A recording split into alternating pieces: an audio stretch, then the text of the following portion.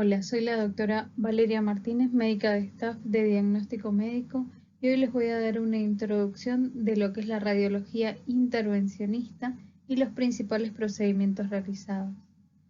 Esta rama de la radiología también es conocida como cirugía percutánea o mínimamente invasiva.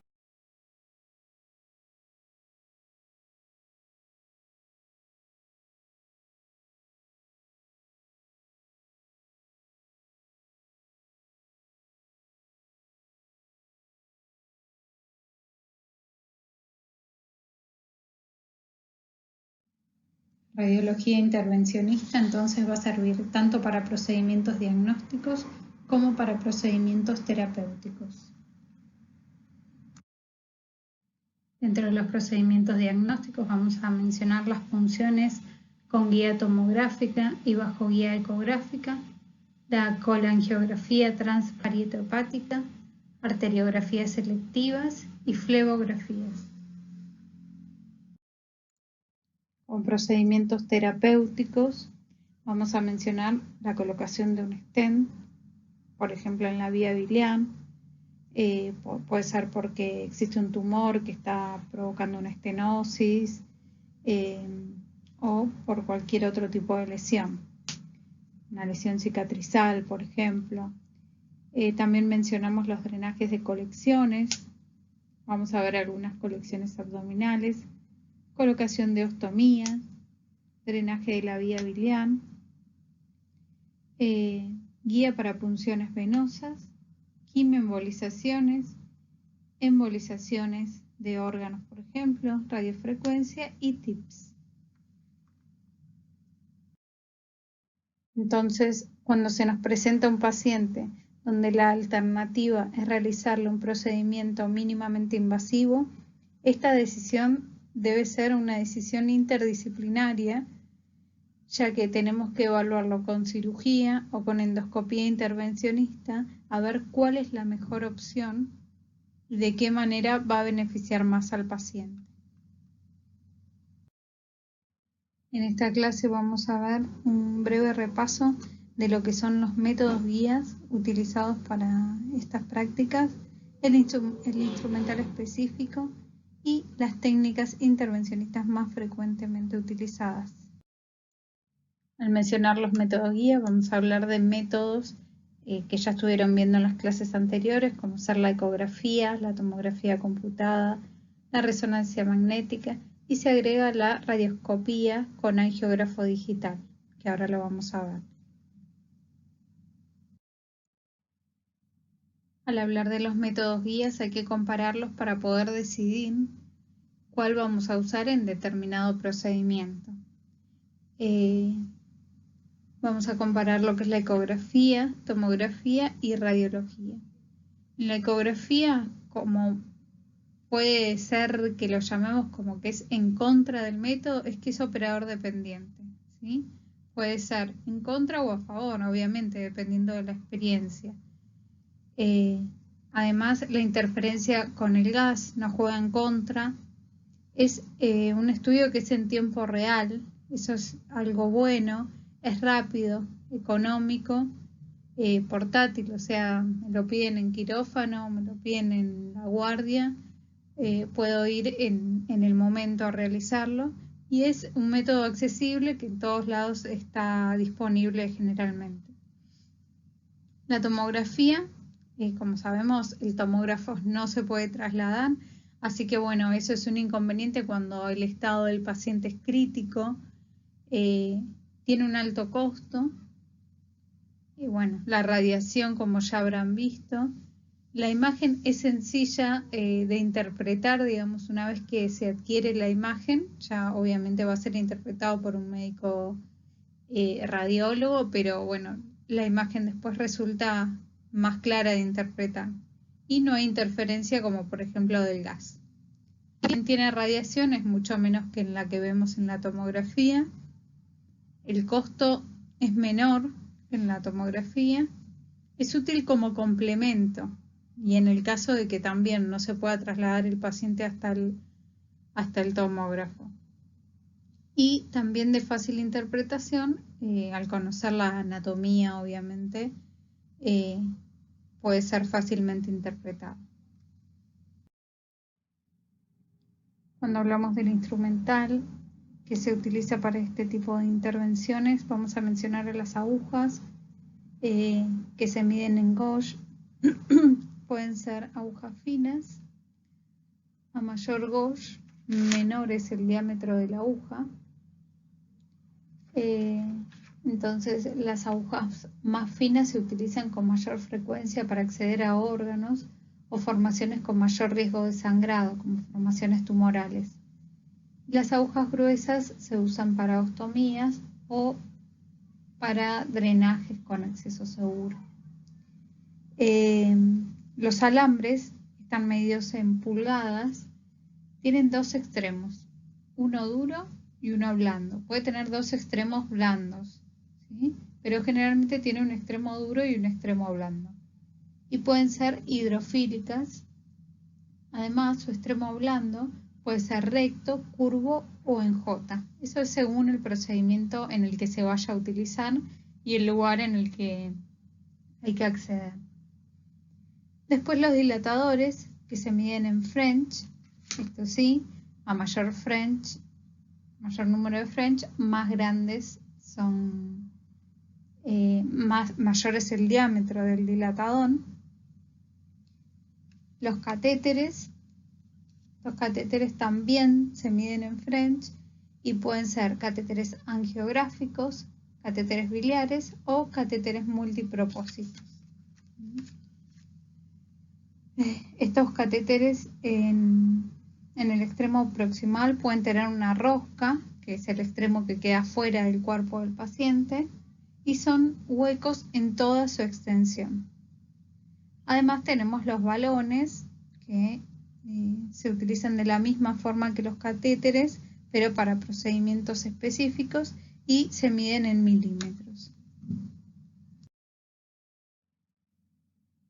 Bueno, acá podemos ver sobre la mesa diferentes tipos de aguja, diferentes medidas y dilatadores, también diferentes medidas de dilatadores y el introductor tipo de Agostino. ¿Sí? Este introductor permite introducir diferentes tipos de materiales de trabajo como son las guías, catéteres, canastillas, stents y otros elementos, y sirve, en este caso es un introductor tipo de Agostino que sirve para drenar la vía biliar. ¿Sí? Acá vemos la mesa preparada para otro tipo de procedimiento. Por los materiales utilizados puede ser el drenaje de una colección abdominal de gran tamaño, ya que tenemos un catéter multipropósito, que esto se llama con cola de chancho. Fíjense cómo hace ese rulito para obtener la fijación necesaria una vez que se retira todo lo que son introductores, alambres, guías. Bueno, acá tenemos un alambre introductor, diferentes tipos de agujas para hacer el acceso percutáneo y los dilatadores en sus diferentes medidas. Para el drenaje de colecciones se pueden utilizar las diferentes técnicas que acá mencionamos. Acá tenemos un gráfico donde podemos visualizar cómo se realiza la punción directa. Puede ser realizada con una aguja corta, ya que en estos casos la colección es de pequeño tamaño o está localizada muy cerca de la superficie. Entonces con esto basta para realizar el drenaje. Bueno, acá podemos ver un gráfico donde se describe la técnica de Seldinger, que consiste en la punción de la colección con una aguja, a través de la cual se coloca una guía metálica, por la cual van a ingresar los dilatadores hasta finalmente colocar el catéter definitivo dentro de la colección. Acá se ve ilustrada la técnica del trocan. El trocar es un catéter que tiene una guía metálica en su interior. Esta se introduce a la colección por punción directa desde la piel y una vez que llega a dicha colección se retira la guía metálica y se desliza el catéter y se termina de deslizar el catéter para realizar el drenaje. Otro procedimiento que se realiza es la punción biopsia hepática. En la imagen podemos visualizar el material utilizado para la anestesia local. En esta prueba se realiza en primer lugar una ecografía para valorar el mejor lugar donde se va a tomar la muestra y se marca este sitio. Después se inyecta la anestesia local con una aguja fina hasta llegar a la cápsula del hígado. Una vez que está realizada la anestesia local por vía intercostal, por ese mismo orificio, una vez que retiramos la aguja fina, se coloca una aguja más gruesa, que la más común utilizada es la aguja Trucut, que nos va a permitir obtener una muestra de tejido para luego ser analizado.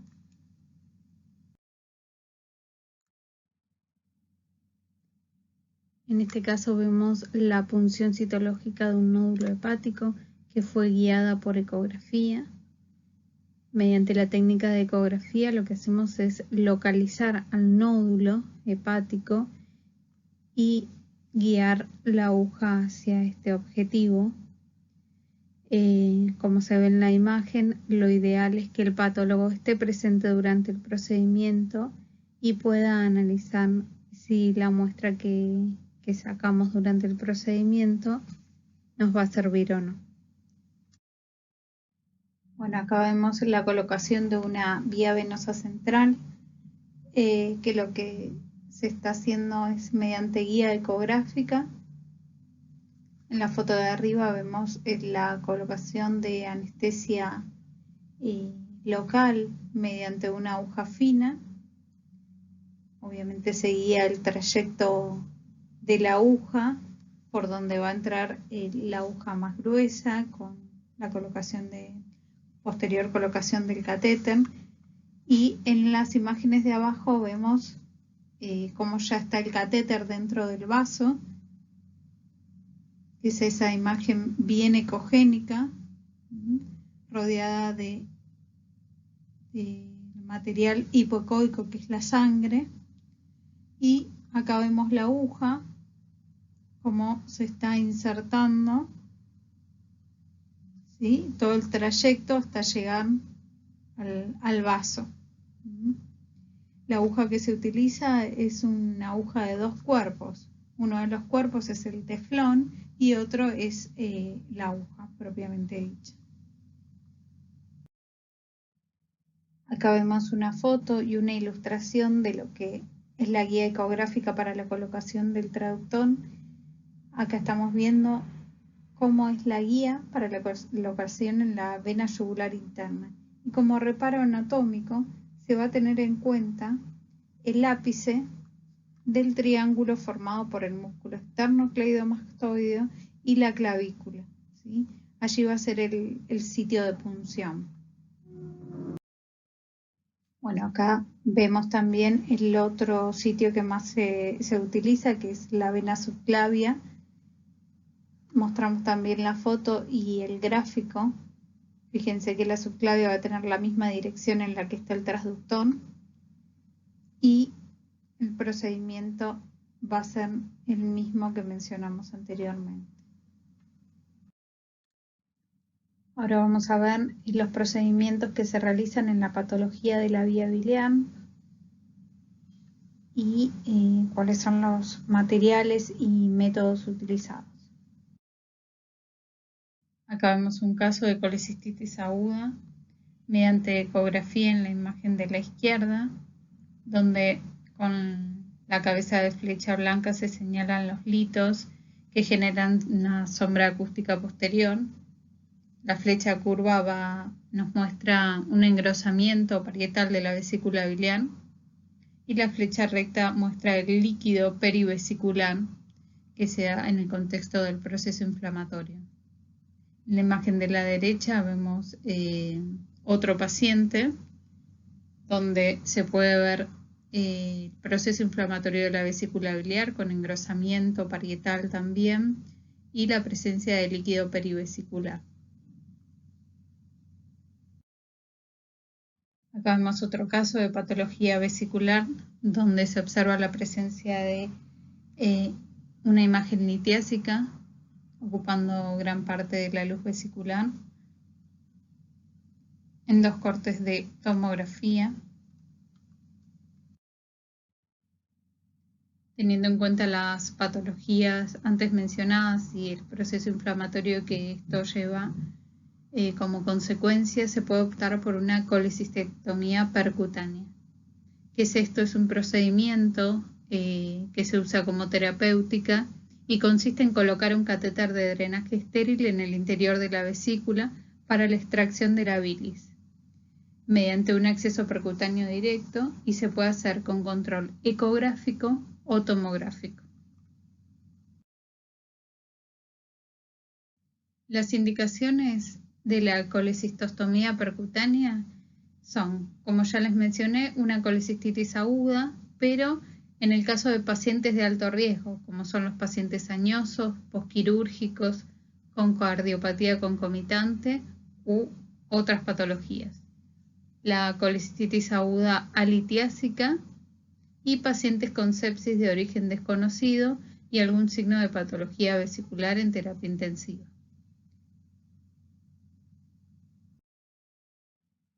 Para el drenaje de la vía biliar o la colecistostomía, lo que necesitamos como elementos es una aguja de tipo chiva, un alambre guía, varios dilatadores de diferentes tamaños y un introductor tipo de Agostino para proceder al drenaje o colocación de un stent. Ahora vamos a ver unas imágenes donde describimos brevemente cómo es este procedimiento. La técnica que vamos a utilizar es la que ya conocemos y mencionamos anteriormente, la conocida como técnica del Seldinger. Acá vemos cómo se coloca la anestesia local, ¿sí?, en tejido celular subcutáneo y todo el trayecto que va a atravesar en nuestra guía metálica. Luego de hacer la anestesia local, vamos a hacer una punción con una aguja un poquito más gruesa. En esta punción vamos a llegar hasta la vesícula mediante una guía ecográfica. Mediante esta aguja se va a colocar una guía metálica y sucesivamente varios dilatadores. Se dilata la piel y todo el trayecto hasta que vemos que puede pasar el catéter definitivo, ¿sí? Una vez que ya queda el catéter definitivo, que es el tipo de Agostino que se utiliza en estos casos, se fija el catéter y se procede al drenaje. Entonces, en el drenaje de la vía biliar, el catéter que se puede utilizar además se clasifica en externo, externo-interno, se puede colocar stent expansibles y a su vez pueden ser transitorios o definitivos.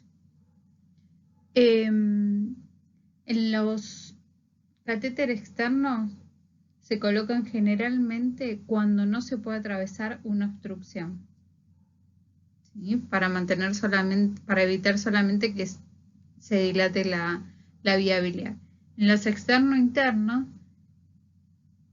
son aquellos que pueden atravesar la obstrucción, entonces drenan tanto para el medio externo, para una bolsa colectora por ejemplo, como para el duodeno. Y los stents expansibles son en los casos de, los stents en general, se pueden colocar en casos de tumores que generan algún tipo de estenosis en la vía biliar. Pueden haber rígidos o expansibles. Bueno, como les dije, puede ser transitorio o definitivo. Entonces acá tenemos dos imágenes de radioscopía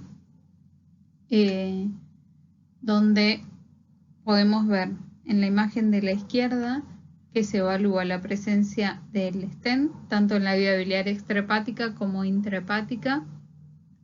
¿Sí? Este es un stent externo interno, fíjense cómo llega al duodeno.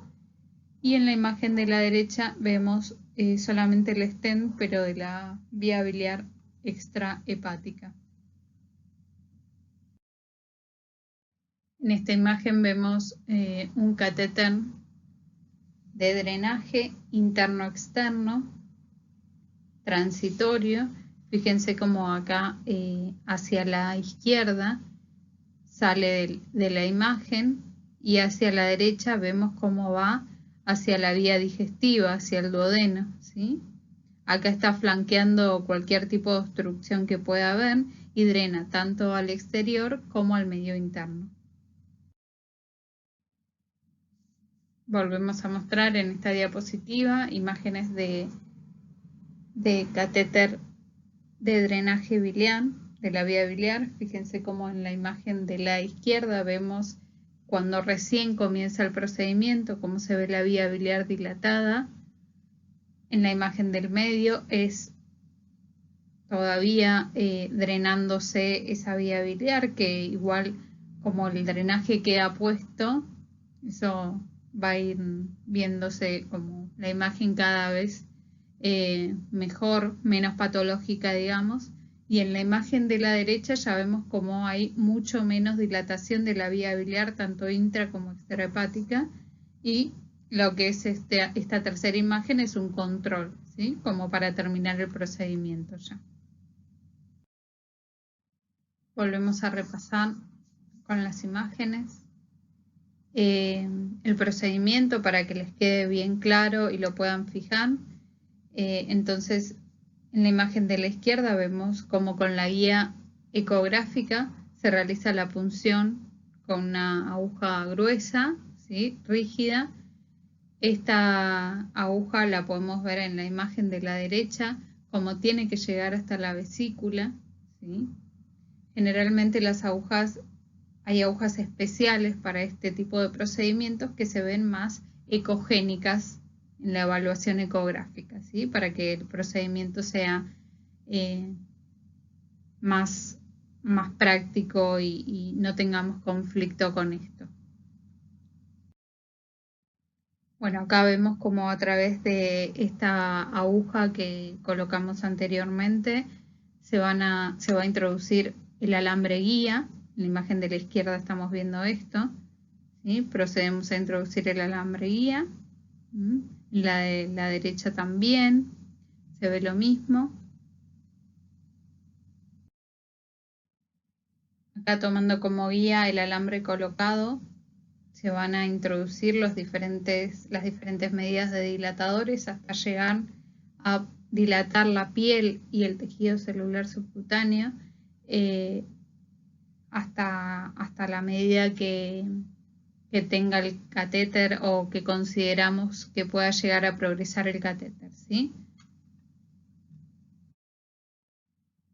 Como les dije antes, una vez que vemos que por el orificio puede ingresar el catéter, retiramos los dilatadores y vamos colocando el catéter definitivo, ¿sí? Lo progresamos hasta la vesícula, viendo que todas las fenestras del catéter queden dentro de la vesícula para que para que el líquido no vaya hacia el peritoneo. ¿Cómo confirmamos que está dentro? Tiene que haber débito del líquido biliar. Y además hago el control ecográfico o tomográfico, la guía que esté usando. Una vez que vemos que tenemos débito, procedemos a fijar el catéter con puntos de sutura a piel y procedemos a realizar el drenaje despacio y no terminamos de sacar todo el líquido, sino que sacamos hasta ver más o menos por control ecográfico que disminuya la tensión vesicular. Bueno, posterior al procedimiento, como con todos los procedimientos, se hace un control. Tenemos a la izquierda el control ecográfico, donde vemos el catéter dentro de la vesícula. Corroboramos que haya quedado ahí. Y en la imagen de la derecha vemos el control radioscópico, donde ya hay menor dilatación de la vía biliar y de esa vesícula que acabamos de drenar. Acá vemos otro tipo de procedimiento que es la litotricia intracorpórea, donde vemos la fragmentación de un lito mediante pinzas de Mazarielo. Estas pinzas tienen la particularidad de que se abren solo en el extremo distal para no dañar el resto de la vía biliar. Con estas pinzas lo que se hace es fragmentar el lito para poder extraerlo mediante, por ejemplo, una vía de acceso transparieto hepática. En el caso de abscesos y colecciones abdominales también podemos utilizar guía tanto ecográfica, tomográfica o radioscópica para llevar a cabo algún procedimiento de drenaje. Y ahora le voy a comentar algunas particularidades de estos procedimientos. Las colecciones abdominales, según su ubicación, las podemos clasificar en viscerales, intraabdominales o retroperitoneales. Las viscerales pueden ser, por ejemplo, hepáticas, esplénicas o pancreáticas. Las intraabdominales podemos llamarlas, según su localización, sufrénicas, subhepáticas, pelvianas o localizada interasas. Y están también las retroperitoneales, que pueden pertenecer al psoas o perirrenales. Además, las podemos clasificar según su etiología en espontáneas, postraumáticas o posquirúrgicas. Acá tenemos otra clasificación en donde dividimos por un lado las hepático-esplénicas, por otro lado las que se dan por perforación de víscera hueca, que pueden ser diverticulares o apendiculares, o por dehiscencia de sutura luego de una anastomosis. Esta anastomosis podría ser de la vía biliar, a nivel del páncreas o del resto del tubo digestivo.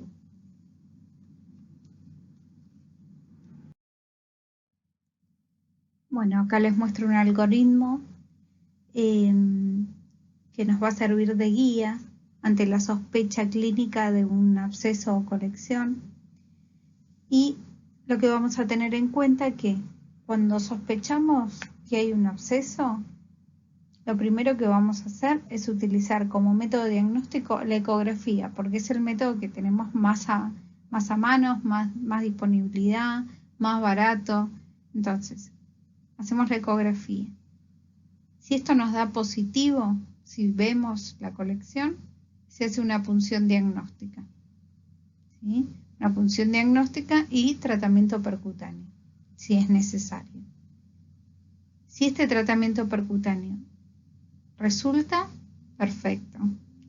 Ya damos por resuelto el paciente, pero si este tratamiento percutáneo no resulta, se puede volver a realizar si se considera y es evaluado como en forma multidisciplinaria, como lo dijimos. En el caso de que se decida hacer retratamiento por vía percutánea, también se hace un posterior control, o si no, se decide una cirugía. Por otro lado, si por ecografía no llegábamos a ver la colección, pero seguimos pensando que está porque tiene los glóbulos blancos altos, porque tuvo alguno de los procedimientos que mencionamos anteriormente, por la palpación, por la clínica, realizamos una tomografía donde vamos a tener otro panorama y vamos a poder evaluarlo mejor. Si esa tomografía da positivo, entonces otra vez se realiza la punción diagnóstica, tratamiento percutáneo y seguimos la misma vía.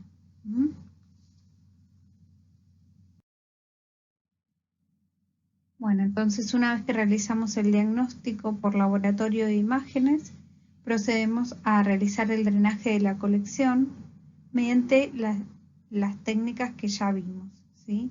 Se hace una punción con aguja fina para confirmar el diagnóstico y realizar eventualmente un cultivo. Y el método que se va a utilizar, la técnica que se va a utilizar va a ser la técnica de Seldinger, trocar o punción directa, que ya las explicamos antes, ¿sí?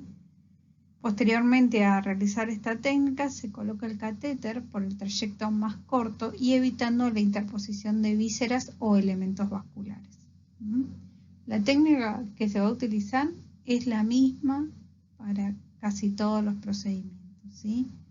Y la más utilizada va a ser Seldinger. ¿Se hace punción directa? ¿En qué caso? Como ya vimos, cuando la colección sea pequeña y esté localizada próxima a la piel. Bueno, una vez más, para fijar los conceptos y que quede claro esto, vamos a ver algunas imágenes. Acá tenemos dos imágenes de tomografía y un control radioscópico abajo. Acá en las imágenes de tomografía vemos al paciente en decúbito ventral, ¿sí? Donde se coloca una marca y se hacen las mediciones. Ahí me va a dar el ángulo con el que tengo que entrar con la aguja y D es la distancia desde la marca, que la coloco generalmente en piel, pero a nivel de la línea media de la espalda y a nivel de la columna, ¿sí? Entonces mido la distancia de C a D para saber cuánto me tengo que dirigir y AB me va a dar el ángulo con el que tengo que entrar con la aguja. En la imagen de la derecha veo cómo está ingresando la aguja y la distancia AB también me va a decir cuánto tengo que ingresar la aguja para llegar a la colección. Una vez que llego a la colección, como les dije, si puedo hacer punción directa, hago punción directa si solo quiero tomar la muestra. Si no, utilizo la técnica de Seldinger o Trocan para dejar colocado un catéter y que siga drenando. En este caso dejamos colocado el catéter. Acá se puede ver cómo quedó la cola de chancho, digamos, para fijar ese catéter y pueda seguir drenando y podamos hacerle posterior control. Bueno, acá tenemos un corte axial de tomografía computada, donde podemos ver hacia la fosa ilíaca derecha, flanco derecho, una imagen hipodensa, al ser una tomografía con contraste. Vemos cómo realza en la periferia, fíjense cómo está más blanquito en la periferia e hipodenso a nivel central. Esto es por la cápsula que se localiza en la periferia con el contraste realza. Entonces podemos confirmar la presencia de este absceso. En estas imágenes vemos el paciente que vimos anteriormente luego del drenaje, ¿sí? Esta colección, como vimos antes, está localizada en fosa ilíaca derecha y fíjense cómo quedó colocado el catéter en el corte de tomografía, y eso se deja para que vaya drenando y ir valorando en los días posteriores el débito. En la imagen de la izquierda es el control radiográfico. Hacemos un control mediante radioscopía. Lo que se quiere evaluar acá es si hay o no presencia de un trayecto fistuloso, o sea, que esa colección no se extienda hacia otra región. Entonces se evalúa, se rota, se evalúa los diferentes planos diferentes incidencias para valorar la presencia de fístula o algún otro trayecto o comunicación con alguna visera hueca. Acá vemos 4 imágenes, 3 en corte axial de tomografía y un corte coronal, donde se puede visualizar.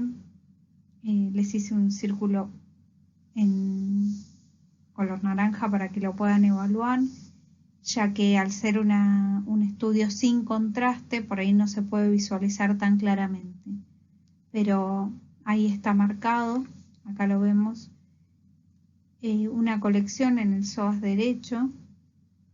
Fíjense cómo el psoas derecho está aumentado de tamaño con respecto al contralateral y tiene en su parte más posterior, ¿sí?, menor densidad. Acá en el corte coronal también vemos lo mismo, como está aumentado de tamaño respecto al contralateral y un área de menor densidad. Se procedió a realizar el drenaje de la colección. En esta imagen de arriba a la derecha podemos ver cómo ya se colocó el catéter. Quedó ahí colocado y vemos parte del trayecto del mismo. En la imagen de abajo de la derecha también vemos el catéter que ya está colocado y cómo ha disminuido de volumen el psoas, ¿sí?, luego del drenaje.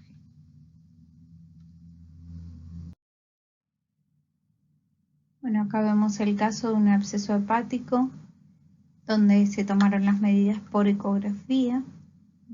Fíjense cómo da todo este refuerzo posterior que vemos acá, que se ve más blanco, más ecogénico, ¿sí? Eso por la presencia de líquido en el interior del absceso. Una vez que identificamos la colección, procedemos a elegir el método guía y a efectuar el drenaje. Acá vemos el mismo paciente que se le realiza un control por vía tomográfica. Vemos las imágenes de un corte axial de tomografía donde se toma el diámetro máximo antero-posterior de dicha colección y luego se procede a realizar el diagnóstico mediante guía tomográfica.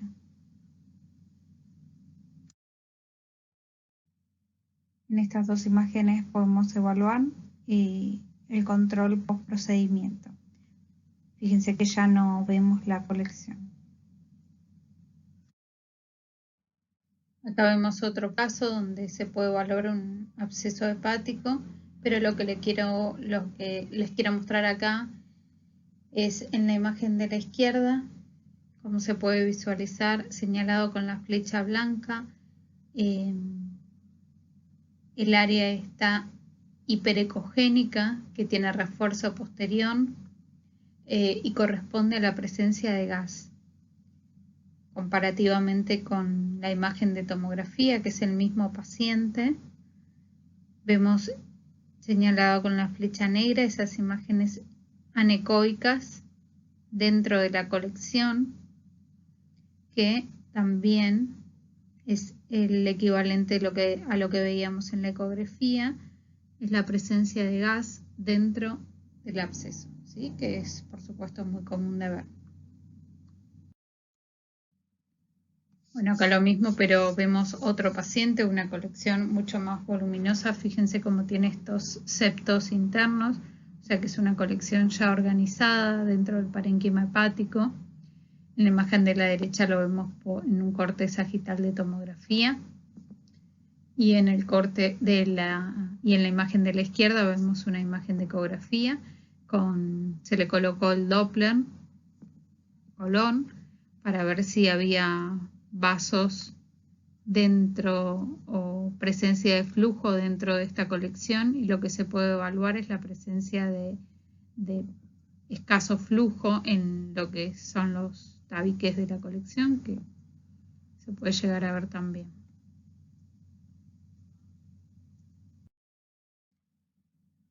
Acá vemos cómo se está realizando un drenaje percutáneo de una colección abdominal mediante guía ecográfica. Fíjense cómo se como el líquido que se obtiene es un líquido purulento, ¿sí? Que se saca primero material para ser analizado y después se deja una bolsa colectora para que eso siga drenando. Ahora les voy a hablar de otro método que también se realiza por vía percutánea y es la gastrostomía. Como opción se puede realizar por vía percutánea, ¿sí? No se puede hacer por vía endoscópica. En este caso consiste en la inserción de una sonda definitiva o de larga duración en la cavidad gástrica a través de la pared abdominal anterior. El fin principal, sea cual sea el método por el que se coloque, es la de permitir una alimentación enteral. Las indicaciones para la realización de una gastrostomía son principalmente estas tres que vemos acá. Un paciente con disfagia o afagia, en los casos que presenten desorden neurológico, neoplasia de cabeza y cuello o neoplasia esofágica o del cardias. También se utiliza en los casos que se requiera como método de apoyo nutricional en población pediátrica o en adultos con alteración en la absorción intestinal. Y en el caso de que se requiera realizar un vaciamiento gástrico, pacientes con obstrucción gástrica o del intestino proximal que tengan una inadecuada respuesta al manejo médico. Las gastrostomías que son realizadas por el médico radiólogo intervencionista son guiadas por radiología, ecografía o una combinación entre ecografía y radiología. Bueno, vamos a hablar un poquito de la técnica. El primer paso para la realización de la gastrostomía es la colocación de una sonda nasogástrica que en lo posible deberá ser colocada 24 horas antes del procedimiento. Con la sonda nasogástrica colocada, ya teniendo al paciente en el lugar donde se va a realizar el procedimiento, ya sea en quirófano o en la sala del paciente, lo que hacemos es insuflar la cámara gástrica con oxígeno o aire ambiente. Al insuflar la cámara gástrica, lo que se quiere lograr es que la pared anterior del estómago tome contacto con la pared abdominal anterior, pero sin insuflar demasiado. Sí tienen que estar lo más en contacto posible para el pasaje de los elementos que vamos a utilizar. Una vez que realizamos esto, lo que se hace, como vemos en la imagen, es infiltrar con anestesia local la piel, el tejido celular subcutáneo y el plano profundo, pero teniendo en cuenta no atravesar la pared gástrica anterior.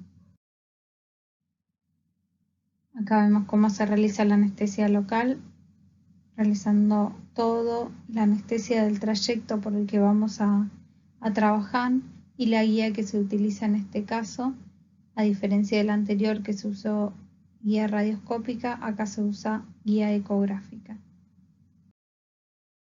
Una vez que tenemos anestesiada la zona y comprobamos que la cámara gástrica está bien distendida, procedemos a colocar unas anclas, que son agujas que atraviesan el tejido celular subcutáneo, plano muscular y la pared anterior del estómago, y del otro lado se despliegan unas anclas. Después, cuando tiramos con el hilo, esto ya queda fijo y podemos proceder de forma segura. Una vez que colocamos los puntos de gastropexia, procedemos a realizar la punción de la cámara gástrica con la técnica habitual y lo vemos por radioscopía. Vamos a ver cómo se pinta la mucosa gástrica. Una vez que realizamos esto, ya retiramos los puntos de sutura y fijamos la misma a piel. Fíjense cómo acá vemos que se está colocando el material específico de la gastrostomía, que es lo que va a quedar el drenaje, el catéter definitivo, que en su porción distal tiene un sistema de anclaje que puede ser con balón o cola de chancho, como ya mencionamos. Con la misma técnica, otras ostomías percutáneas que se pueden realizar son, por ejemplo, la yeyonostomía o la ileostomía. Los procedimientos vasculares que en un inicio eran utilizados como métodos diagnósticos, ahora la especialidad, o sea, la radiología intervencionista vascular, se centra principalmente en la terapéutica y realiza múltiples procedimientos mínimamente invasivos en los que generalmente una aguja o un catéter son dirigidos mediante técnicas de imagen como la radioscopía y de manera muy precisa llegan al órgano o al tejido enfermo para poder aplicarle el tratamiento que se precise. Este procedimiento se suele realizar en salas de hemodinamia. Los procedimientos vasculares más frecuentemente realizados son las arteriografías selectivas abdominales como métodos diagnósticos, las embolizaciones y la quimioterapia intraarterial y sus variantes. Acá vemos el caso de una embolización esplénica realizada en quirófano con guía angiográfica, utilizando medidas estrictas de asepsia y empleando anestesia local y sedación o anestesia general. Se realiza acceso por vía femoral para llegar a la circulación deseada, en este caso la esplénica, y realizar la posterior embolización. En este caso, la embolización esplénica se utilizó para reducir o prevenir el sangrado por varices, ya que este paciente padecía hipertensión portal. Esto se utiliza como una técnica única o combinada con otros procedimientos terapéuticos. Otro procedimiento vascular que se realiza es el dosaje de insulina con estimulación de calcio. Este procedimiento se realiza para la localización de tumores pancreáticos como el insulinoma y se realiza una inyección selectiva de calcio intraarterial. Acá vemos cómo se realiza la colocación del catéter arterial para la estimulación selectiva con gluconato de calcio en las diferentes ramas que irrigan las porciones del páncreas, como la arteria esplénica, la arteria gastroduodenal, la arteria mesentérica superior y la arteria hepática.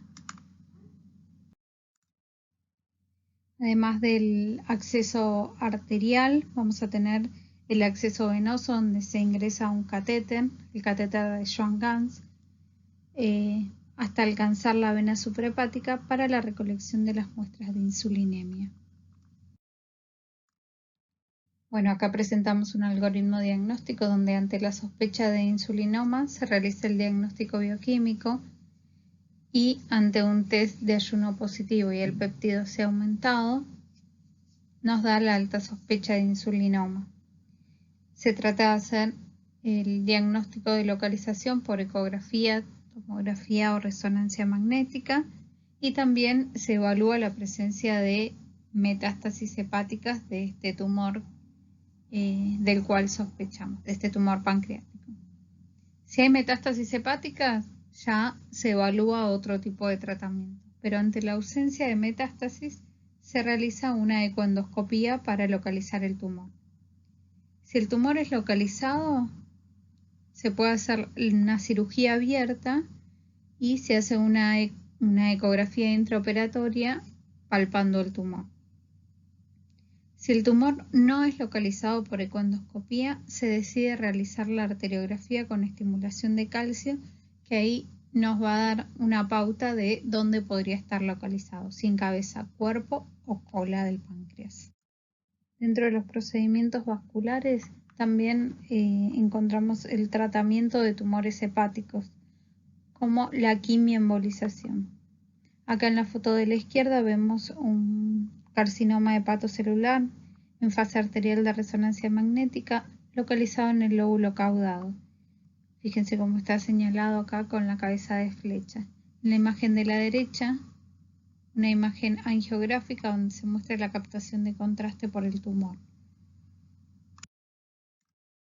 Entonces, como alternativa para el tratamiento del carcinoma hepatocelular, se utiliza la quimioembolización, que consiste en la infusión intraarterial de agentes quimioterápicos con el fin de lograr la embolización de las arterias nutricias de la tumoración hepática. Finalmente, acá vemos un corte axial de tomografía, donde luego de la quimioembolización se evidencia este material hiperdenso que corresponde al material utilizado para la quimioembolización que fue retenido dentro del tumor. Bueno, entonces como conclusión y para que les quede el concepto, la radiología intervencionista lo que busca es minimizar el trauma físico con procedimientos mínimamente invasivos y de esta manera reducir la incidencia de infecciones, reducir también el tiempo de recuperación y la estadía hospitalaria, lo que termina bajando los costos. Bueno chicos, espero que les haya servido la clase. Muchas gracias por su atención, que tengan buen día.